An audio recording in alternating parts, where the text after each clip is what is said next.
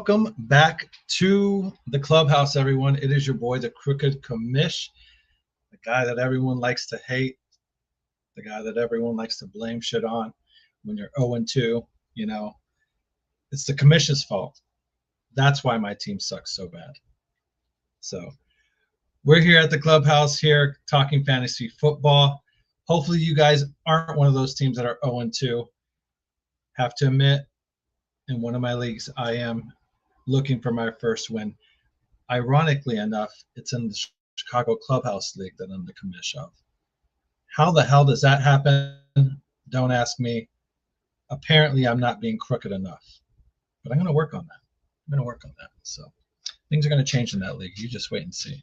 So, but anyways, in my other leagues, for the most part, I'm doing pretty good. So in 2 of them, I'm 2-0, and then another one, I'm 1-1. So like I said, there's only one of them I'm really struggling in, but enough about me.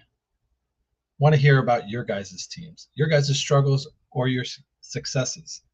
So if you guys are looking for your first win, please let us know in the chat.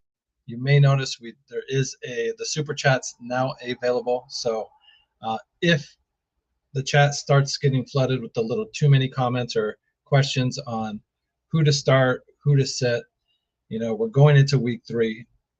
Thursday night's game is less than 24 hours away now. So if you guys need help wondering who to put in your flex, because really what it kind of comes down to more often than not is who the hell am I going to put in my flex? For the most part, you kind of know who your starters are, unless you got a key injury. But like I said, most of the time it's coming down to who's going to take that last spot between like 2, maybe even 3 guys. So let us know in the comments. The mouth from the Bay, my co-host, is here, the loudest mouth in fantasy football. Like I said, that's why you hear him from Bay to Bay, no matter where you're at. He's here to help us out as well. And of course, we have another familiar guest, Mike Tipton from the Tipping Point. He's here as well. Had to have him come back this week, especially since it's the Bears versus the Dallas Cowboys playing this Sunday afternoon. May not be pretty, but we'll get into it. So, guys, grab something to drink as we get the show kicked off.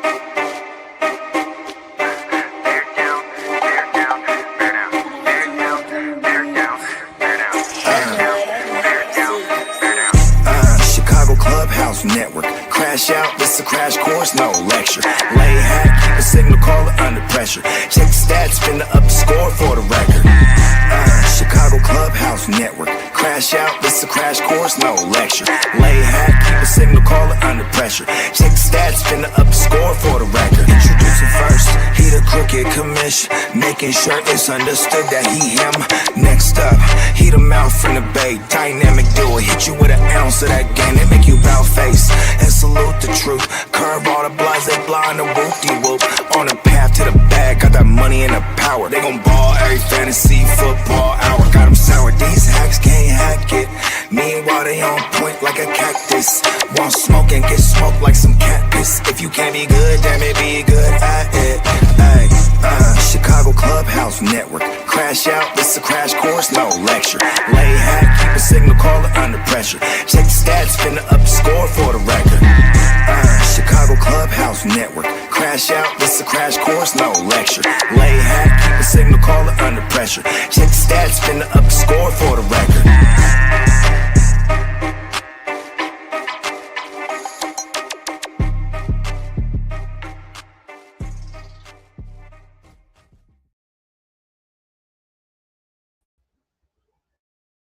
Man, oh man.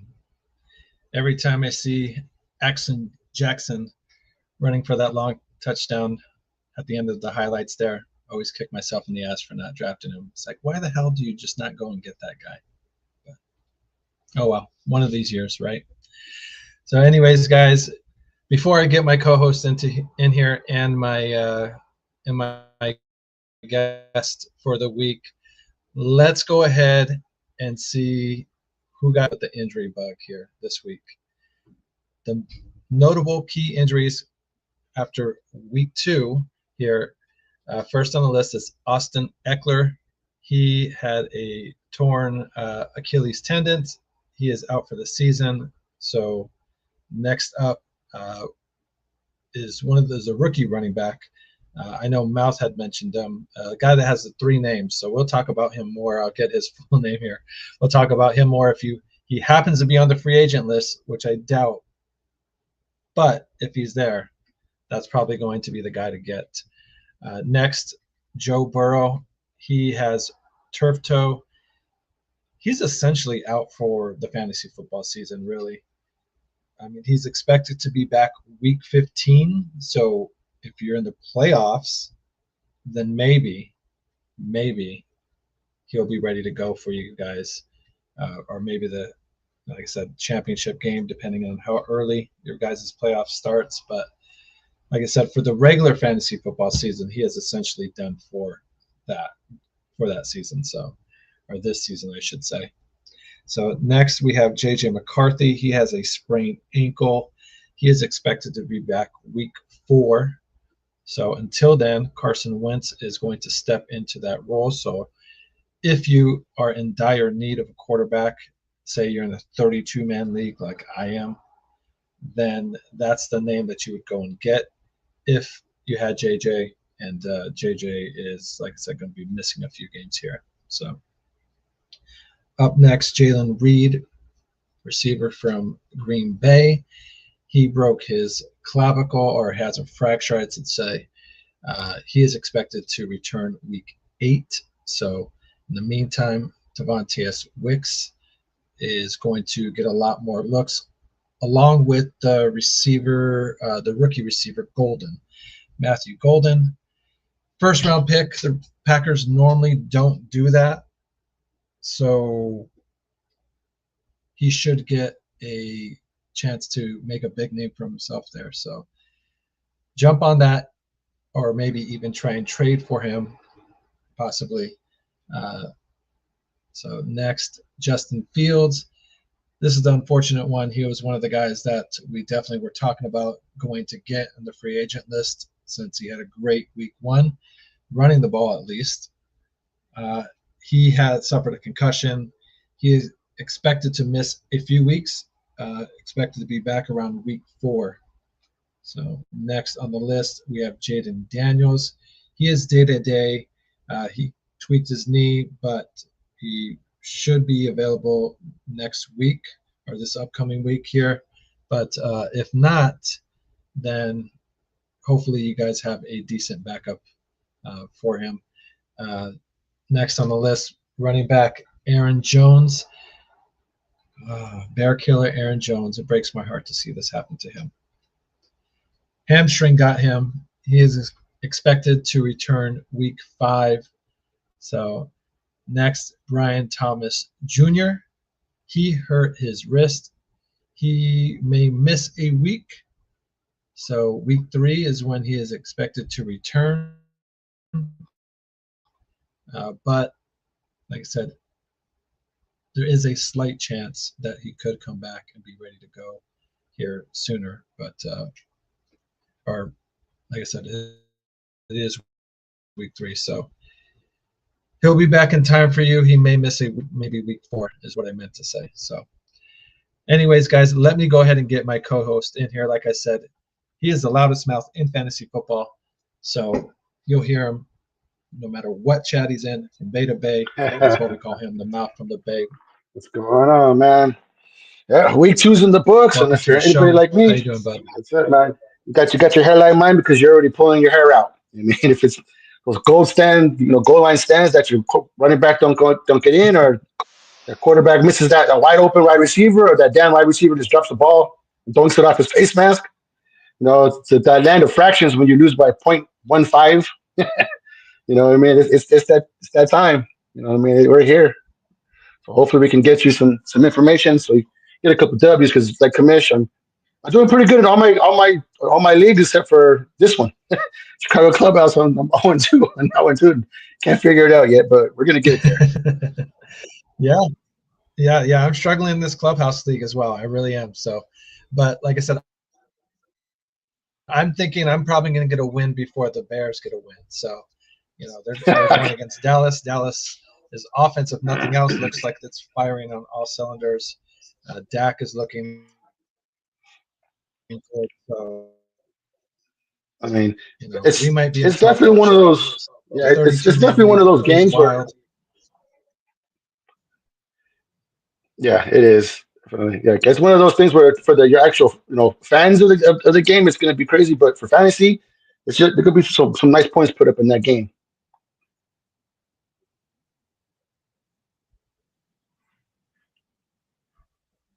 Yeah, no, I agree. I agree. So, well, at least, especially on Dallas side, it should definitely score some points. Dak, Javante Williams, and so far CD, they're all eating very well in Dallas so far. At least on, like I said, on the offensive side of the ball. So, let's see. Thank you to the people in the chat. Bryce, good to see you. Thank you very much. And then, of course, we have our boy Packer fan Brian in the chat. So, So, yeah, Brian, we did get whooped. We had to eat a 50 burger, and it did not taste well at all. It didn't taste well at all. So, Crazy Ace, thank you as well for joining the chat.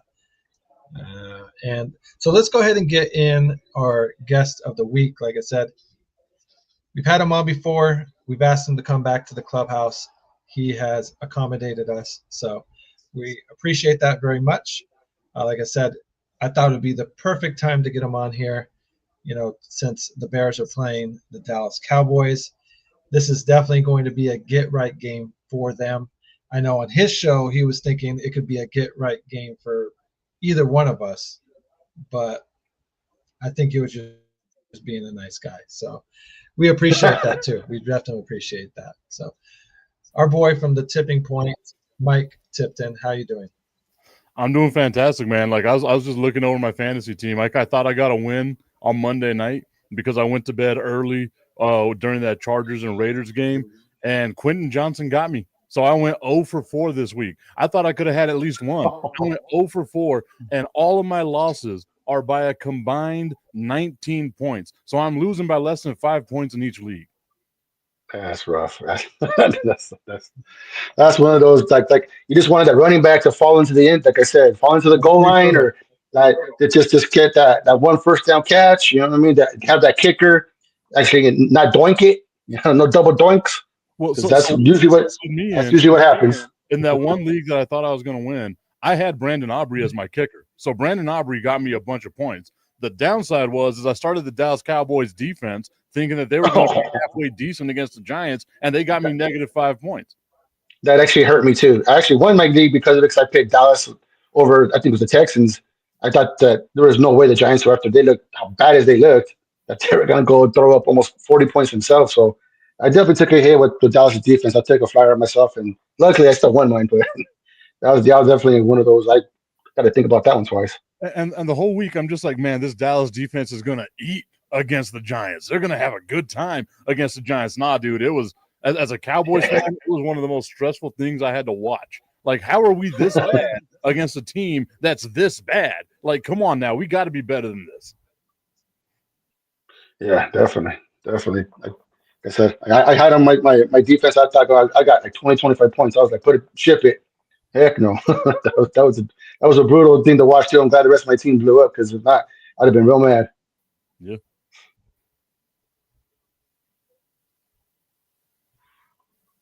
I think the commission might have frozen on us.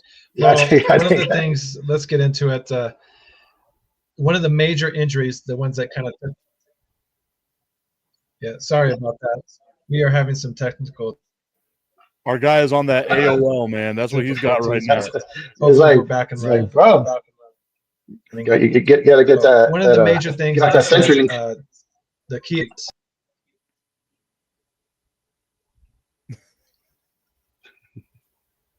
Can you guys hear me? Am I good? Yeah, no, you're kind of going in and out, brother. Okay, let me back out and then I'll come back in. Joe Burrow, though, is one of the main entries I was going to talk about here, but let me back out and come back in. All right, so we could talk about that real quick, Mouth. Yeah. That's huge, man. Like, you would have It was for me too.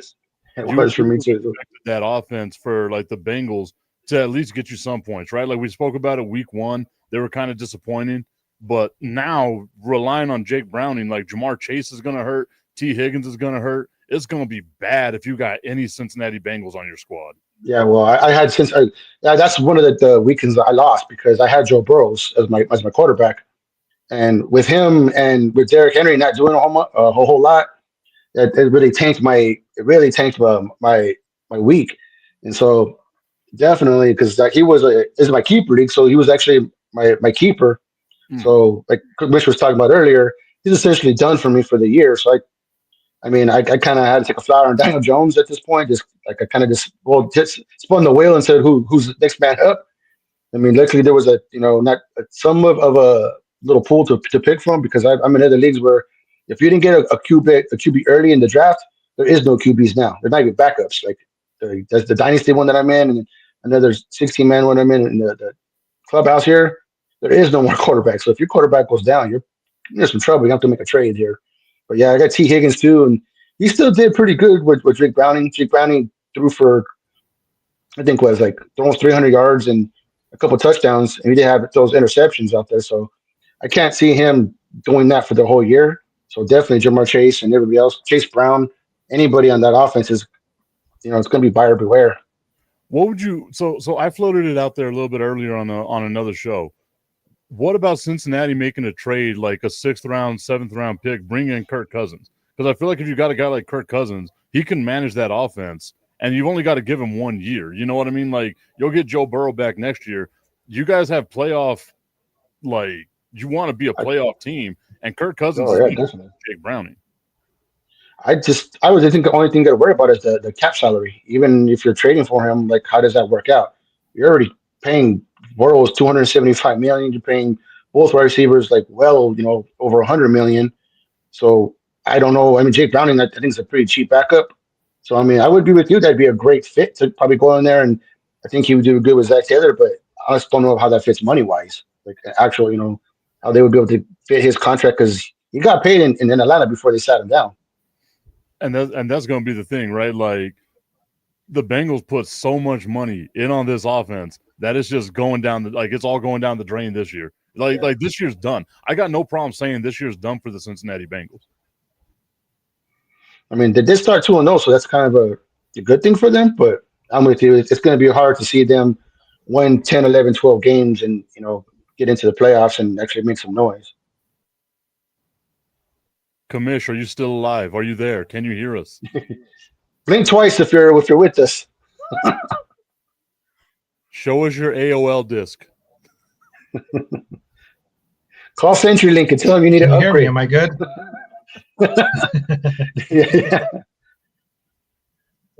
Yeah, I can hear you now. What I was going to say to that about bringing in Kirk Cousins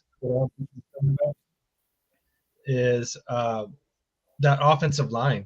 I mean, Kirk Cousins isn't necessarily a mobile quarterback as well. Another statue. So if it didn't hold up or it couldn't protect a statue like Joe Burrow, then it's I don't know how long an injury prone or a guy at the end of his career, not as durable, being an older man, how he's going to hold up against that line as well. So. I like his talent, like you said, for sure, is definitely a better arm than maybe Browning is. I mean, like for me, you got to think about it too. Also, is like the backup situation and like how many 5 or 6 QBs in the first two weeks already. So I mean, how willing do you think Atlanta is just in case something happens to Michael Penix? You know what I mean? That they want to actually even get rid of him. They've had chances in the offseason, and I'm sure people called through the whole offseason to see what they can get for Kirk Cousins, and decided to keep him still. I mean, he's the most expensive backup in the league right now, so that's a big thing too. Is he's a great name, but how willing is Atlanta even to get rid of him? Yeah, I guess like that's going to be the thing, right? Is like if you're another team out there, like you said, we just saw a ton of quarterbacks go down, right? And like we know that that's going to be the trend that happens for the rest of the year. Like someone's going to go down. Someone might have a season-ending injury. You got to have some of these backups there. The backup quarterback, to me, now is looking like the second most valuable position, right? Like think about like Baltimore. If something were to happen to Lamar Jackson, well, they've got goddamn, I can't think of his name right now. Cooper Rush. And he was a solid backup in Dallas last year. So you could think he'll get you a couple of wins, just kind of steer the ship the way you need it to be. No other team, I think, has that type of luxury except for maybe Atlanta. True. I mean, we got lucky with Mac Jones. He did. I mean, I can't say that he's going to go do what he did, but we're also not going to play the Saints every week. So, I mean, that's one of those things too. Like bringing Mac Jones, having like a Sam Darnold a few years ago and things like that. That's something that we had the luxury of having some pretty good backups because this week, the week to week, this league, you never know. I mean, a little fall, all of a sudden you think that he's okay, and then you find out, he's gone for the year because he blew out Achilles or he blew out a knee. Those plays where no one's around is the ones that are always dangerous for me when I see someone go down and you're like, he's gone.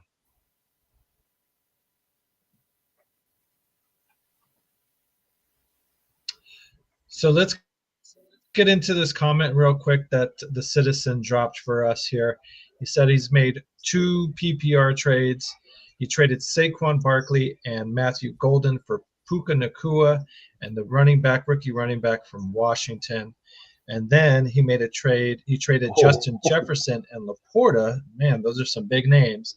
And got the Algier, Bowers, and Chase. So let's talk about the first one that he sent in.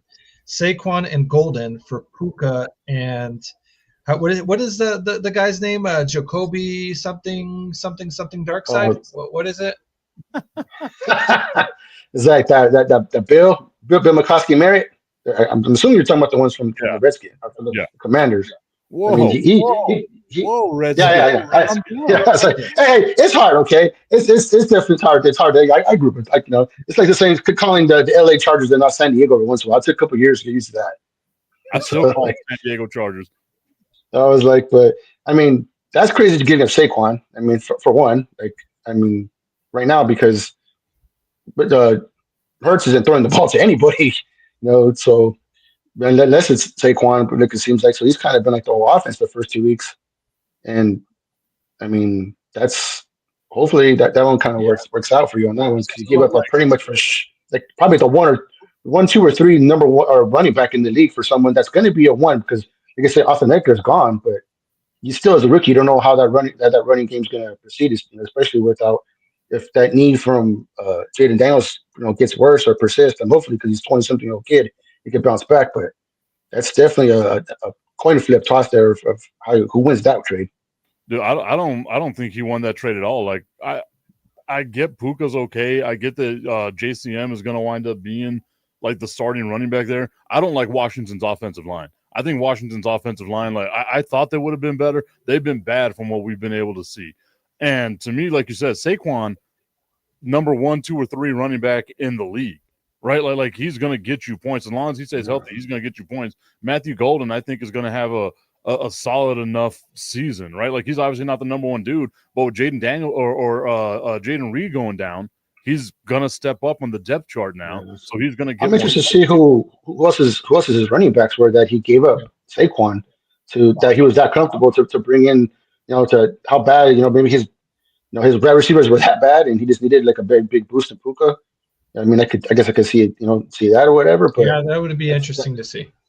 That would, I mean, if he had like some stud running backs, then I could kind of see. Let's talk about like that, maybe.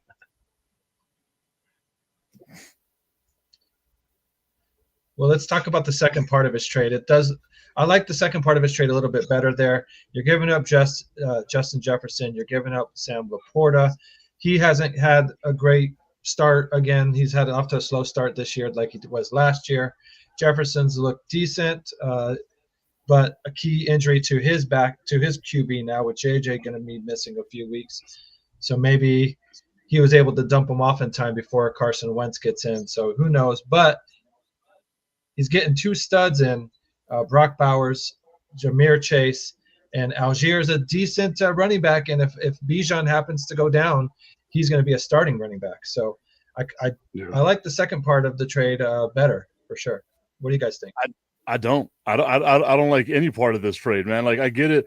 Maybe you got Justin Jefferson. You're worried about the Carson Wentz thing. You're gonna put that much faith in Jake Browning? Really? Like that's what you got back with Jamar Chase with Jake Browning. Like it doesn't make sense to me, man. Like I guess if you think that Brock Bowers is gonna start being better and used more than what Vegas has shown us right now, but Vegas's offense is bad. And we know all you got to do with Vegas now is just take Brock Bowers out of the game, and they got nothing working for him, right? Look at what happened with this game with the Chargers. And I get it, the Chargers defense is arguably the best defense in the NFL, but I don't see more upside here. And like you get like Algiers okay, but Bijan's still a guy, and what you're hoping for is that Bijan gets hurt. Man, that's never a good recipe to get success. Sure. Especially after you traded Saquon. Like, I don't get this. Yeah, that's what I was going to say. Like, you traded Saquon, so I guess that kind of says something for me. And you kind of coin flipped, Chase for Jefferson because, and maybe I don't know if this is the same lineup, so I don't know. But I mean, for me, like Jefferson for Chase is kind of a wash because JJ hasn't looked good except for one quarter, and Mike over here said that Chase has Browning throwing it to him for the foreseeable future. So I mean, and what sucks is that you jump off reporters to get Bowers is great, but he's been hobbled with the knee problem himself. Like he wasn't even supposed to play last week. So how long does that kind of slow him down? And in a league where the beginning of the year where you kind of hope that you can get some wins and get out to a good start before you start hitting those free agency and everybody starts going on bye weeks and stuff. It's real bad to start losing 3 or 4 games in a row in the middle of your fantasy league. When you start experimenting with week 2, you start doing wholesale changes like that.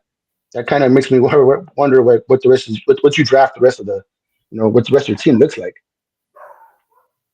Sorry, my dog didn't even like that trade. He was like, he agrees too. He hated that trade. He's Algiers. I mean, Algiers is a great handcuff. He's a great handcuff, but like you said.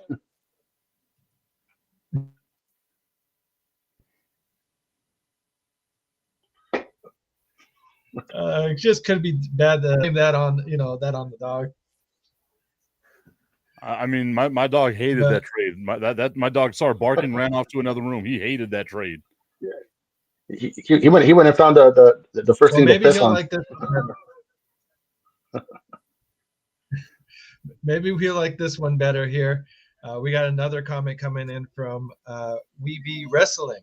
So thank you for tuning in. He might be a Tipton fan. Please, guys, don't forget to hit the thumbs up button. Thanks for checking us out. And if the chat getting too flooded, like I said, there is the super chats that will push you right in the front of the list there. But this is a potential trade. What do you guys think here? Do you think I should trade DK Metcalf and Tyler Warren, who's off to a great start, and for Zach Charbonnet, George Pickens, and Tucker Kraft, and Cam Scattermo, the Scat Man? Jesus. This is a half PPR league. So how deep is your bench? Scenario. How deep is your bench? What do you think? Drop somebody.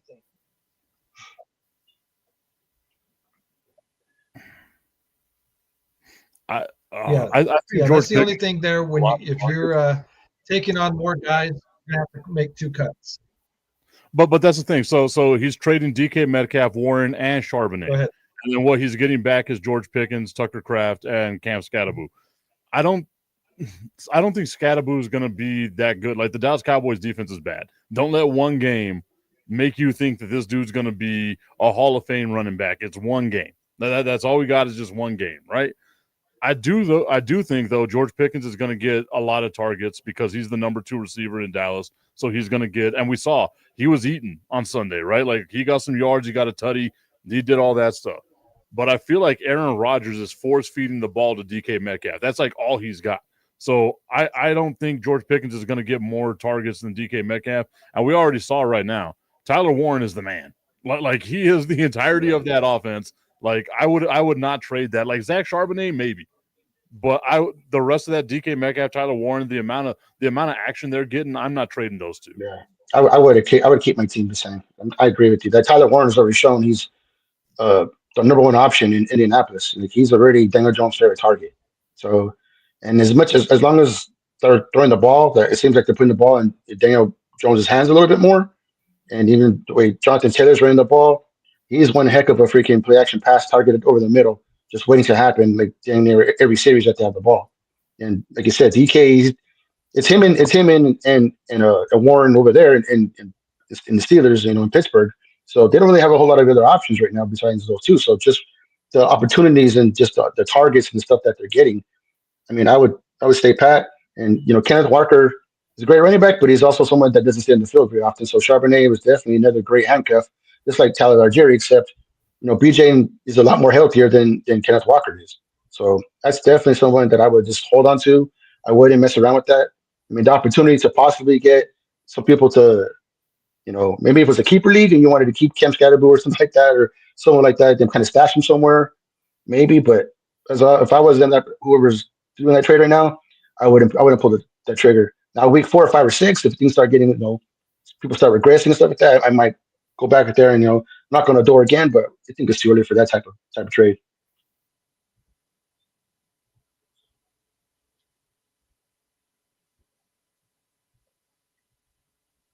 All right. We got another one coming in here. This is Stash One. So which one? The other two got to get cut, I guess. Trey Benson, Rashid White, or Algier? Which one are you stashing for a rainy day? I guess Rashad White, right? Like, he's the one that gets more play. Like, even with a healthy Bucky Irvin, like Rashad White's been in the game a lot more than what you can say with Algier and with Trey Benson, right? Like he's been in the game. So to me, I'm going with Rashad White. Like, that's the one that I'm keeping. Yeah, I agree. He got that goal line touchdown at the end of that game. That won the game. I thought it would have been Bucky Irving, but when I looked up, it was a 1 out of 7. So, like you said, he's definitely getting that goal line, and that's what you look for. You know what I mean? Where there's opportunities going to be, and right now he's definitely a goal line back. So he just had the fact that if something happens to Bucky Irving, even if he's still in there, he only needs to get those opportunities around the goal line, like we said before. Get you 20 yards and 2 touchdowns, you're happy with that. And the other two guys, like, you need an injury to get them on the field, like at least to get a certain amount of carries, right? Like the amount of carries you want to be happy with. Like, so I don't think that's going to happen. Yeah, I agree. Like right now, the other two backfields are kind of blocked. But it seems like that what they're doing now in Tampa is that they're still running with both guys, just like they did last year.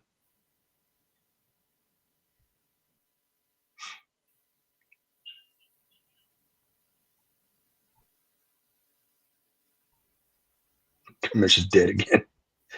Now, guys. Yeah. Sorry about that. I think the Commish's Wi-Fi is like question coming in real quick. Sorry. You're good, man. We got a gremlin in here somewhere. Let's go. We're gonna have to find him. Man, sorry about that, guys. I like Javonte Williams, and what he's been doing in Dallas. Travis Etienne is still kind of like a question mark to me, right? And then we saw this week, because I got him on a couple of my fantasy teams, Bashal Tootin was starting to get a lot more play. Like, I get it, he's got the shoulder injury, he was limited in practice this week, but man, like Travis Etienne, you traded Saquon Barkley, you're putting everything on Javonte Williams and Travis Etienne, and then Algier getting him into the mix. That doesn't seem like a good strategy to me. Yeah, it's kind of weird. Like, I never seen a freaking organization try Javonte Williams.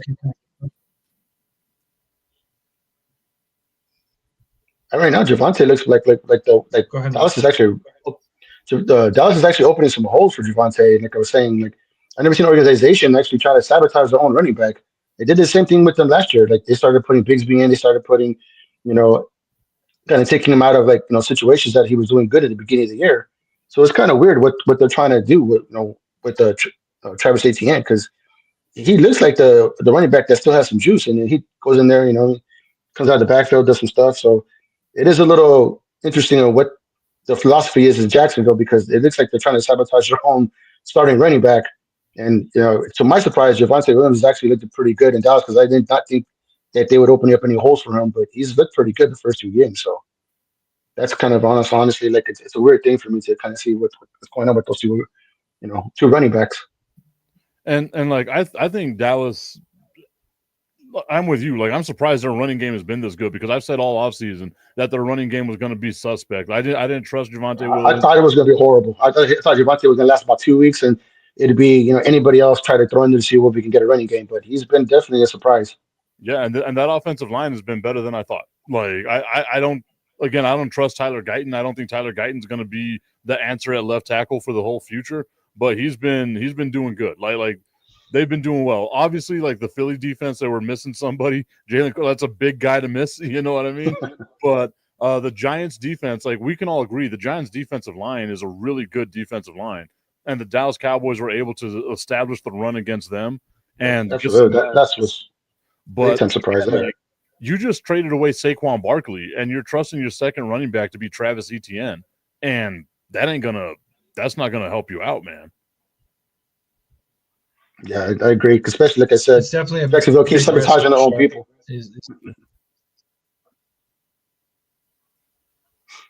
Yeah. So, but Jacksonville traded away Bigsby, did they not?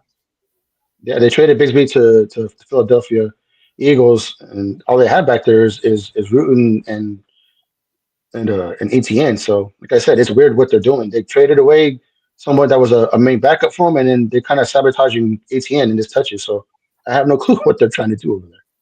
And that's what I was saying. Like just based off this last game, Tootin got the majority of the touches. Yeah. So, like, to me, it feels like Jacksonville's leaning that way. I get it, it's one game, but over the time that Travis Etienne has been in Jacksonville, he hasn't been someone that you can trust. Like just flat out, he hasn't been one of those dudes. Yeah, week to week, you never know. He'll have a great game, and then all of a sudden they'll script him out. So, and it's not like he's playing bad; it's just they script him out. As far as this trade goes, yes, you should. I think Ibuka is the man. Like, he's starting to get some targets. He's starting to get some run. JCM's going to be a starting running back for you. So yeah, I'm all about this trade. This looks like a good trade. Yeah, I agree. And Ibuka's looking pretty good. I mean, even if Chris Godwin comes back and is somewhat healthy, he's probably not going to be all the way back for way to the end of the year. So I mean, right now he's looking good. Especially if Baker keeps up this tick. I mean, he's throwing the ball all over the place himself and looking good. And between him and Mike Evans, it looks like they're doing a pretty good sharing of the football out there.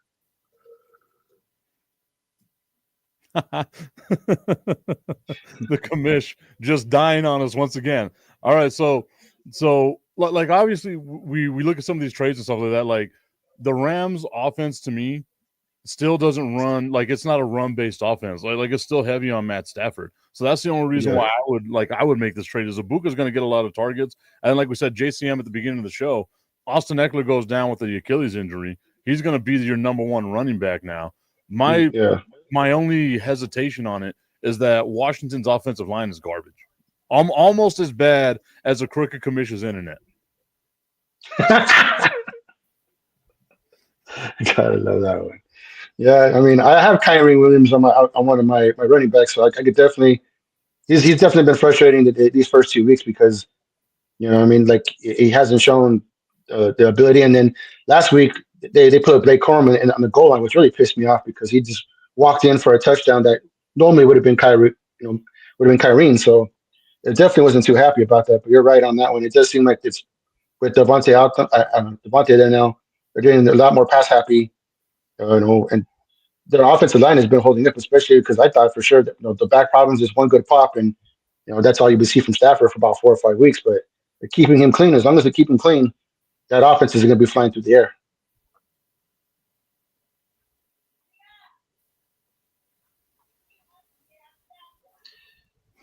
One of the guys that I wanted to bring up here that we had last week as well, or not last week, but last year started off with the bang was Alvin Kamara, and he's having a decent start again this week or this year. Do you think he's going to be one of those guys that can keep up the level of play since Rattler almost seems to be a safety valve? He's catching a lot of dink and dunk kind of passes. So is that someone that you would try and sell high on, or feel comfortable that he's going to be able to go, keep up production of play? I think you sell, like, it depends on your league, right? Like if you're in a dynasty league, I think you can sell Alvin Kamara right now and get yourself some assets in return. Because like I don't like he's getting up there in age. He's not going to be in the league that much longer. But if it's just for this year, I would hold on to him.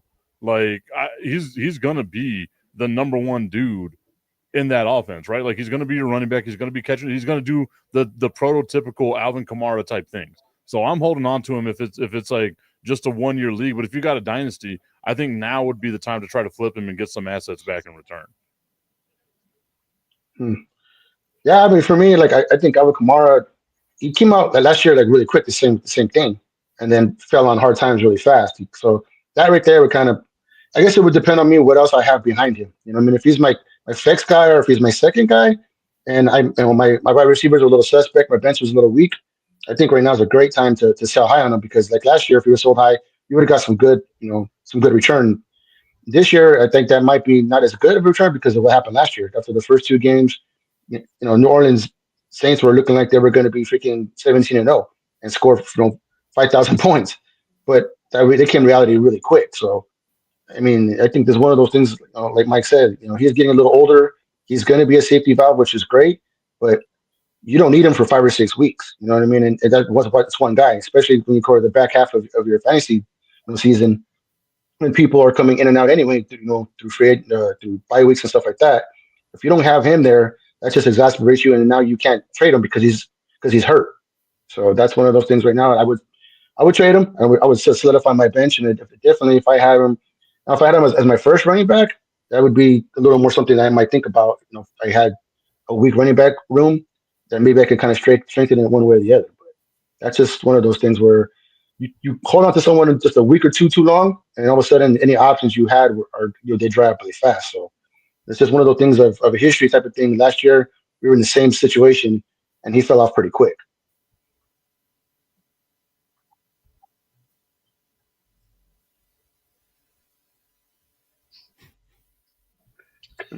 Non-believers of Danny Dimes, and is he going to be able to keep up this kind of level of play as well?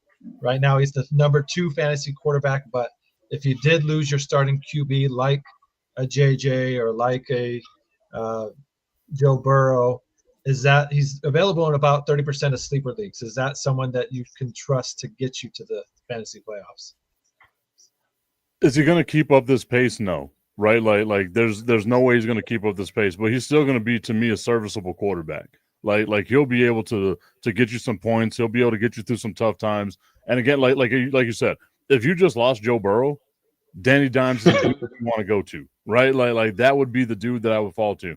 If you lost like JJ McCarthy, which you probably shouldn't have been starting JJ McCarthy to begin with, but if you lost a quarterback like that, he would be a good guy to have on your team. So like it all depends on what your situation is. Like I don't think he's going to be what's he doing right now? Like they haven't punted, they've scored on every single drive. Like this isn't going to be sustainable. A lot of that's also because the Miami Dolphins defense is absolute dog shit.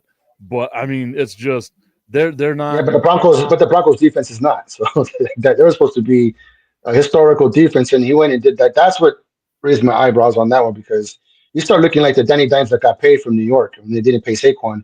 And and Jonathan Taylor might be that kind of a similar situation where he has a running back that takes off some of that that pressure off of him, and he has like we talked about Warren out there, and he has some decent weapons. They're not no bunch of A-listers out there, Pierce and Pittman and Josh Downs, but he has some weapons on the outside, and he's someone who can use his legs too, which is something that you've seen the first 2 weeks. He's scored 3 rushing touchdowns.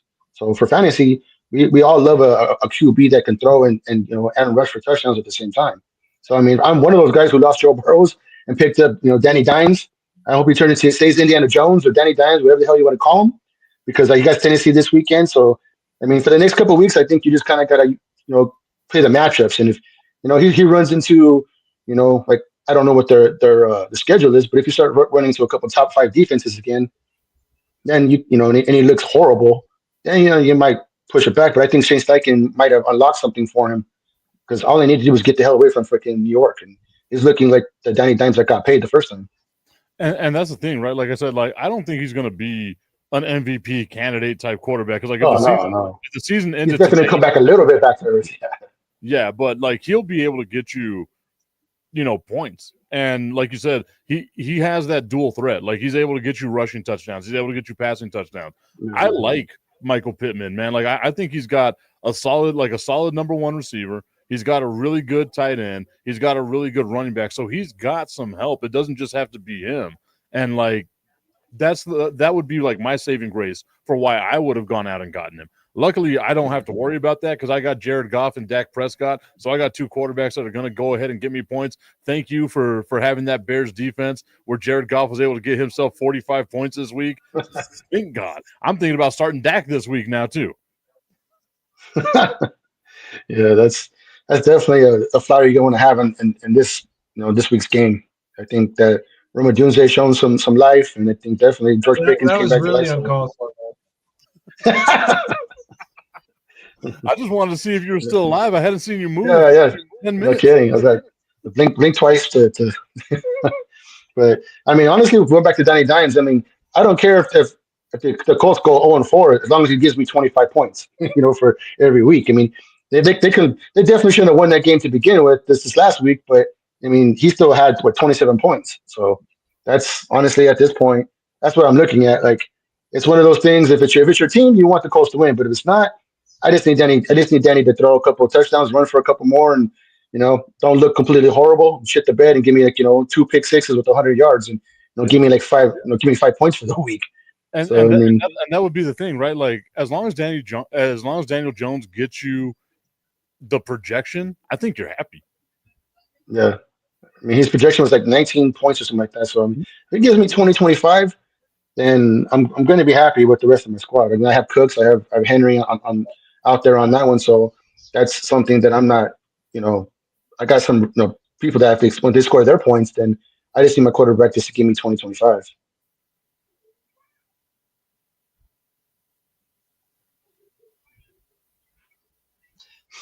So moving on, I wanted to ask, like I said, we're getting towards the end of the show. Have a few more people checking in. G. Bryant, thank you for checking out the show.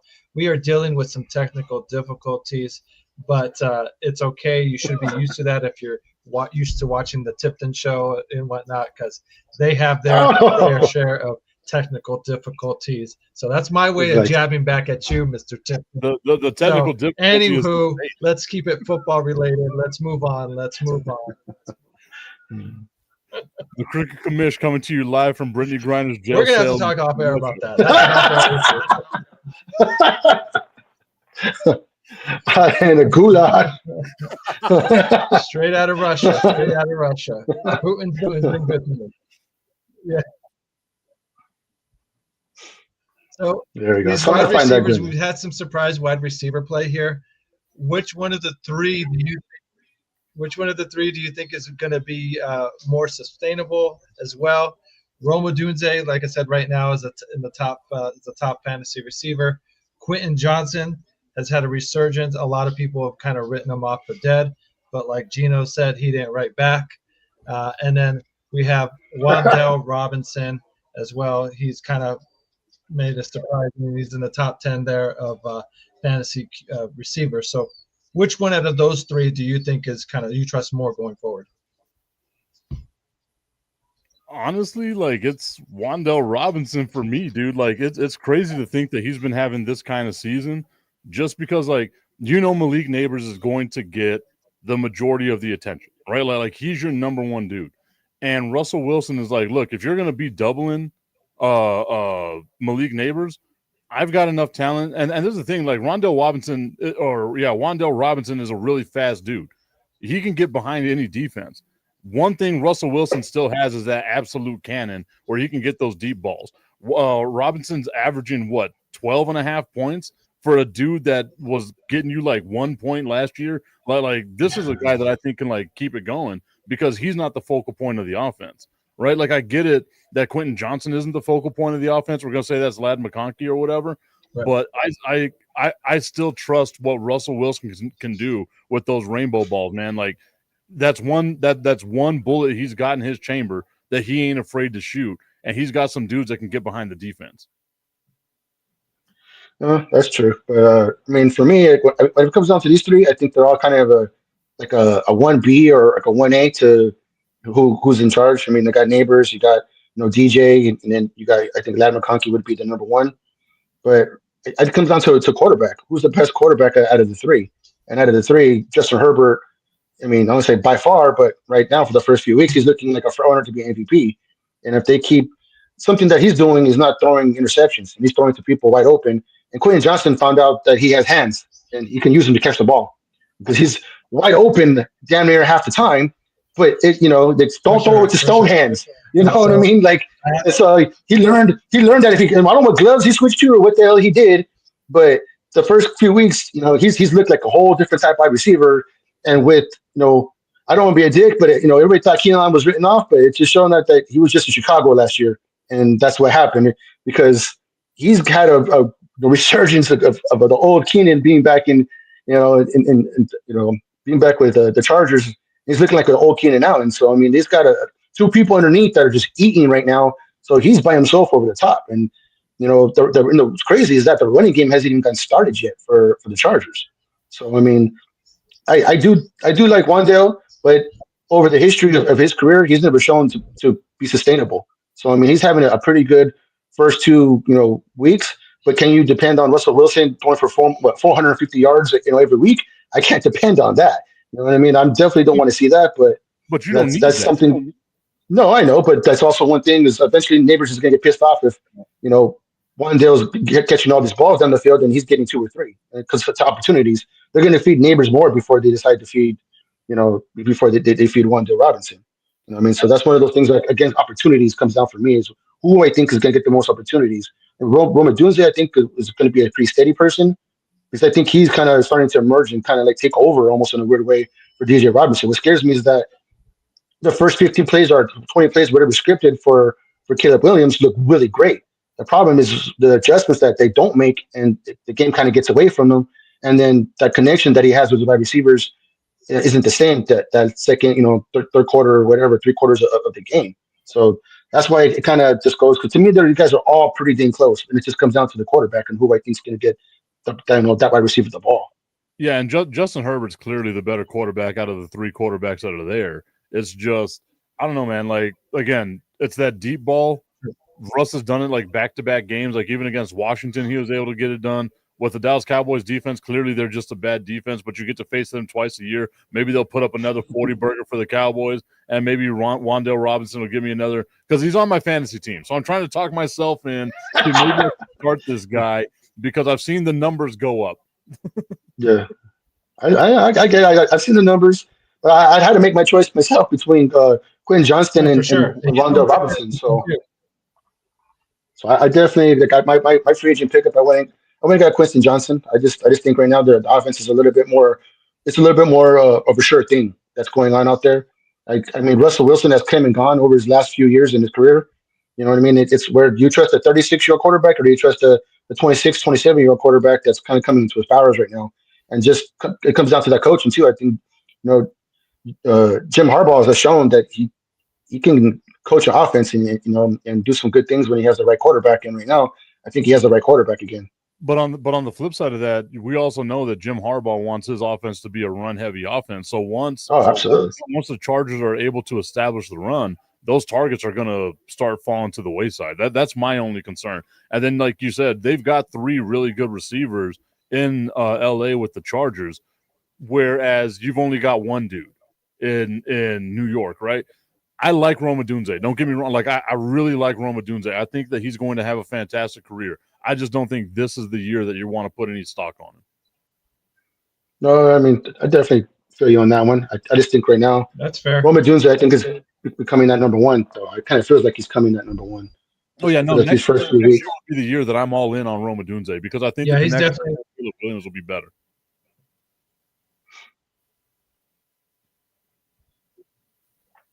Yeah, for sure. It's definitely he's seeming to definitely be Caleb Williams' favorite target.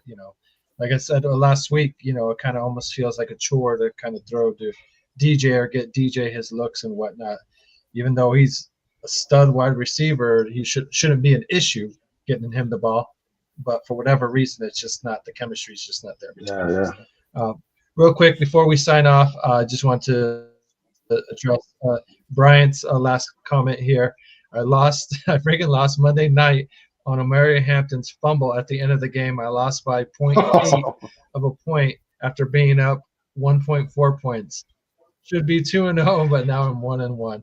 It could be worse. It could have put you 0-2, but that's a brutal way to lose. I mean, that's one of those percentage points, those fractions, man. It makes you hate playing by fractions, even that much more. It's just like, geez, it really does. Yeah, there's something about losing by 0.8 that hurts a lot more than just losing by 1. You know what I mean? If I lost by 1, I'd be feel more stupid that week. You feel way more dumb that week, especially if you have someone on your bench that goes off for like 30 points, and they're like, "Are you kidding me?" It's like, this. Like I said, it's when you like. I've gone into a couple leagues where it's all fractions now, so that stupid 30-yard field goal that you don't really need, but they just go and it gets blocked. You know what I mean? All of a sudden you go up by 2 and now you're down by 0.3 or something, whatever. You might go down whatever the point is for it, but it's fractions are one hell of a thing now to deal with, because you might have won by bench. You might have won by the bench, and now you lost by 2 by 0.115.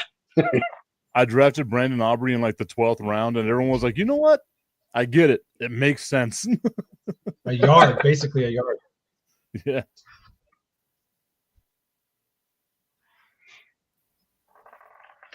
How much? Like, that's also weird. Like, how much do you get penalized? Well, guys, like I said, we're pretty much to the end of the show. Thanks for tuning in. Thanks for watching us.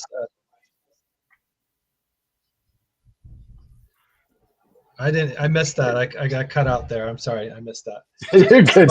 But, Tipton, before we sign off, please let the people of the Clubhouse know where they could find you. Every day, the Tipping Point with Mike Tipton, Monday through Friday, 10 a.m. Eastern time, 7 a.m. Pacific time. You can just tune into the show. We're always doing this stuff over on YouTube. You can check it out at Mr. Tipton 33 on all the various social media. My internet is worse than the Crooked Commish's internet, especially early in the morning, but I'm already hammered drunk at that time, so it doesn't matter to me. It'd be the same no matter what. There you go. And yes, Brock Hoffman, our guy. If you've been watching the show, you can't get no worse than this type of internet, that's for sure. There you go.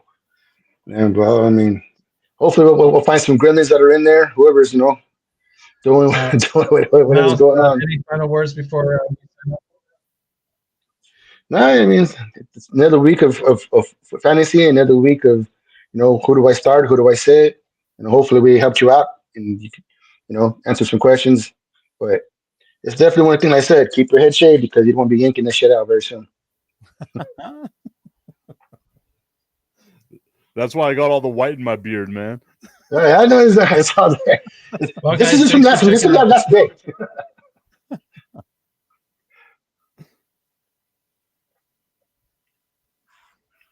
Trust me, that's why I shave so you don't see the white in my beard. Whenever the little facial hair that I can grow out, I make sure to get the 2 hairs. So.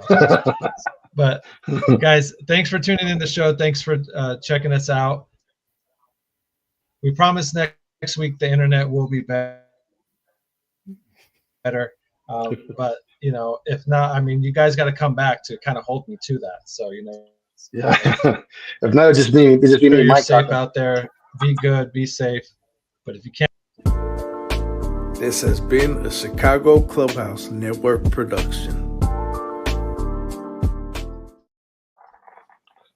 That's what's up.